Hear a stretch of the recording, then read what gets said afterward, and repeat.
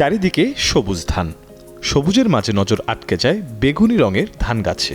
মহাসড়কের পাশে দেখা মিলছে বেগুনি রঙের ধান গাছ। দর্শনার্থীদেরও চোখ আটকে যাচ্ছে ধান খেতে।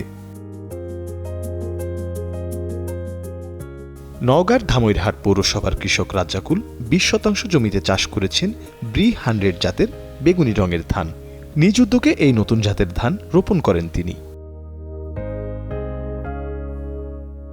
কৃষক রাজ্জাক জানান, রোগবালাই কম ও ঝড়ে নষ্ট হয় না, তাই কৃষকের জন্য লাভবান এটি। প্রতি শতাংশে 1 মণের বেশি ধান হয় বলে জানান তিনি। বীজটা আমি সংগ্রহ করেছিলাম ঈশ্বরদীতে ঘুরতে গেছিলাম, যাই ওখানে আমি এই ধানটা দেখতে পাই, ওইখান থেকে এক কৃষকের কাছ থেকে আমি এটা সংগ্রহ করি। আর রোগবালাই, এই ধানের ক্ষেত্রে রোগবালাই খুবই কম, এটা কৃষকের একটা লাভবান ফসল। ব্যতিক্রমী রঙের এই ধান দেখতে দূর দূরান্ত থেকে কৃষকরা আসছেন ছুটে। আগামীতে বড় জমিতে এই ধান চাষ করতে চান। পাশাপাশি অন্য কোনো কৃষক আগ্রহ দেখালে বীজ দিয়ে সহযোগিতা করবেন তিনি। সচরাচর এই ধান এলাকাতে কোথাও দেখিনি। এখানে চকমারাম, আমাদের এই যে ধামরাট ব্রিজের নামা,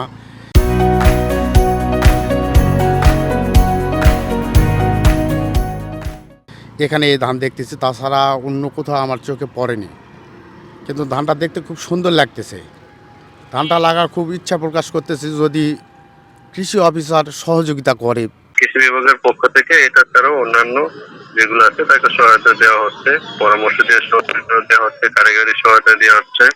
তারা দেখতে এটা অন্য কৃষকরা হয়তো আগ্রহ হচ্ছে। পাশাপাশি আমাদের এখানে যে উপসহকারী কৃষি কর্মকর্তা মাসুদ রানা, উনি সার্বক্ষণিক ওই কৃষকের সঙ্গে থাকে, সবসময় যোগাযোগ থাকে। বাণিজ্যিকভাবে চাষাবাদ না হওয়ায় বাজারজাতকরণ নিয়ে রয়েছে শঙ্কা।